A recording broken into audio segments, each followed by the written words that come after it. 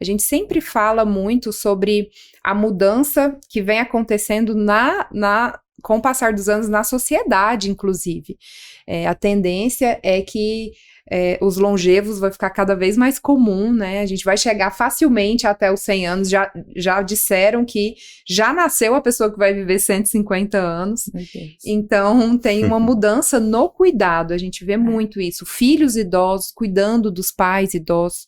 Acontece muito da mulher também ter essa sobrecarga. Outro dia, eu estava vendo uma reportagem, era até com o Filhas da Mãe, que é uma instituição que presta apoio para pessoas, cuidadores de pessoas que possuem doença de Alzheimer ou outras demências, né? E como a mulher, principalmente, aquela que optou por não casar, que não constituiu uma família, ela acaba tendo que cuidar dos pais, assumir todo esse cuidado e esquece de si mesma.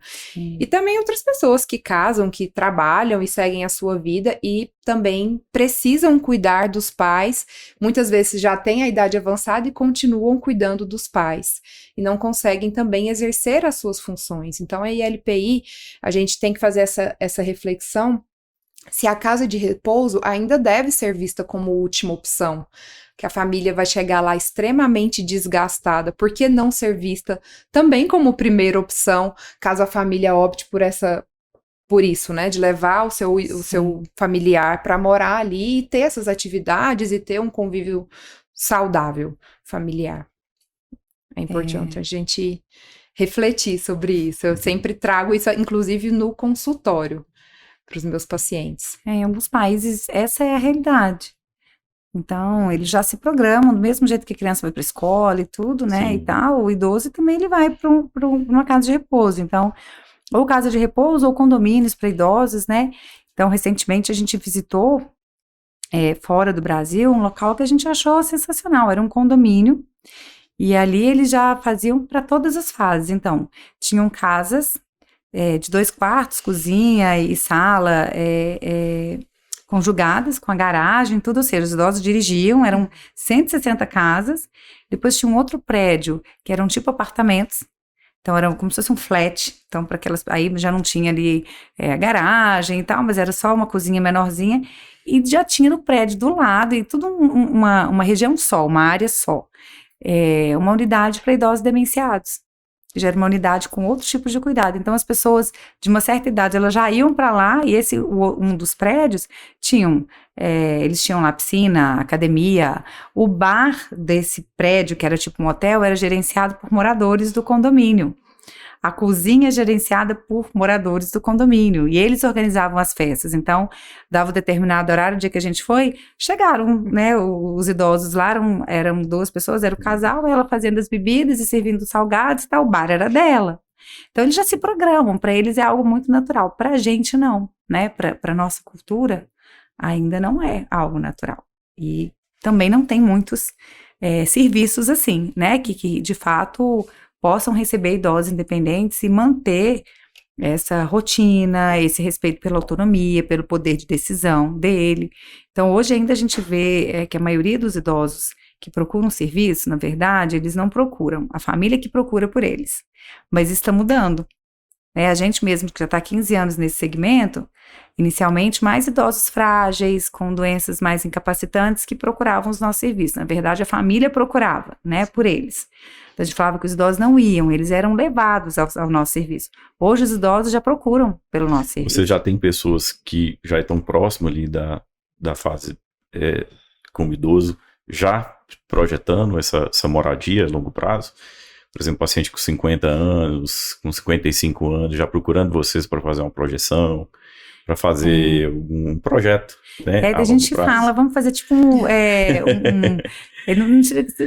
como se fosse, sabe, Bancobrás para viajar? Vocês podiam fazer um programa desse para a gente já ir pagando quando precisar. Sabe por quê? Porque eu vi um colega geriatra de Belo Horizonte esses dias comentando sobre um projeto que ele estava construindo com os amigos.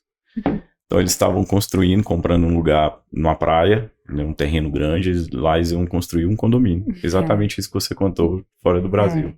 Condomínio da forma deles. Então, assim, com cuidados, com assistência médica, mas com projeção de lazer. Né? A gente chegou a olhar, sabe, Uber, assim, esse tipo de negócio. A gente até chegou a conversar com alguns investidores, né, pra gente ver como seria isso, até para reproduzir modelos lá de fora aqui. O problema é que a nossa economia não dá essa segurança. Então, assim, quando a gente parou a fundo para sentar e estudar, ou então, na verdade, talvez eu não tenha conhecimento para isso, né, ainda. Mas gera muita insegurança. Então, assim, como você vai fazer algo agora para um uso a longo prazo, que você não sabe nem quando vai usar e por quanto tempo vai usar, para nossa economia tem que ser algo muito bem desenhado e projetado para você lá na frente cumprir com compromisso com aquelas pessoas, né? Então, isso daí foi algo que a gente viu fora, e era muito interessante o modelo, porque era justamente isso, a pessoa ela é pagando e aí ela tinha um tempo, mas nesses outros países o governo contribui com uma parte também. Então, é uma outra forma, assim, de pensar da sociedade e do governo em si, o negócio em si é um modelo diferente. Então, quando a gente tentou trazer para cá, a gente falou assim, nossa, isso é arriscado, porque eles vão me pagar agora para usar lá na frente, como é que eu faço esse dinheiro render agora para custear isso lá na frente, né? Mas é algo, assim, que hoje em dia muita gente fala isso.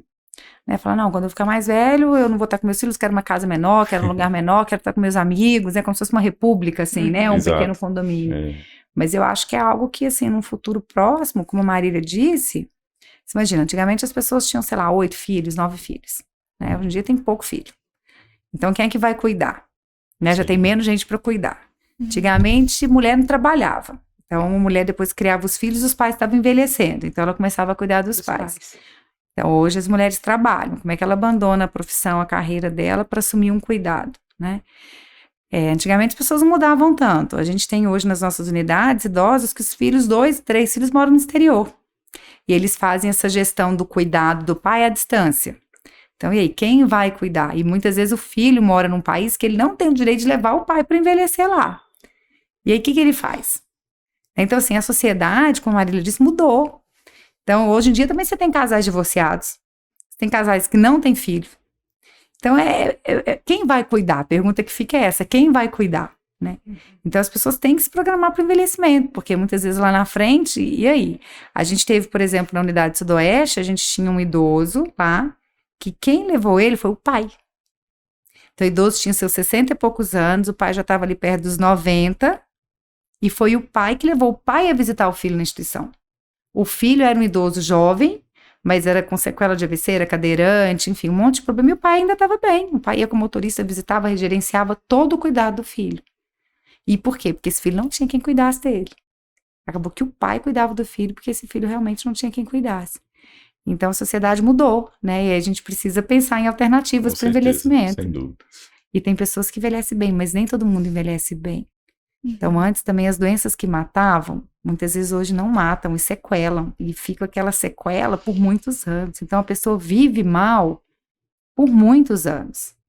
Isso, além de ser cansativo, é caro, né? Então, assim, quem vai cuidar, quem vai pagar a conta? Então, mais do que pensar onde é que eu vou morar, acho que a gente tem que pensar como é que eu vou pagar a minha velhice, né? Que reserva eu vou ter para poder envelhecer, né? E aí as casas de repouso vêm como uma alternativa, né? Porque, bem ou mal, é uma conta fixa ali, né? Você se programa, você consegue projetar um gasto, né? Eu acho que isso vai ser uma tendência, né? Essa questão da projeção junto à casa de repouso. Né? Eu acho que é uma tendência a curto prazo. Sim. Sem dúvida.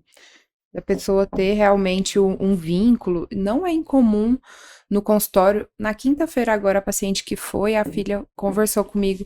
Doutora, você não conhece um grupo, assim, de amigos? A minha mãe gosta de conversar para ela fazer alguma atividade, entendeu? Então, eles procuram realmente estarem incluídos em um grupo que eles possam trocar experiências, fazer o que gostam, né? As casas de repouso já oferecem bastante atividades para que possa individualizar o que cada um gosta.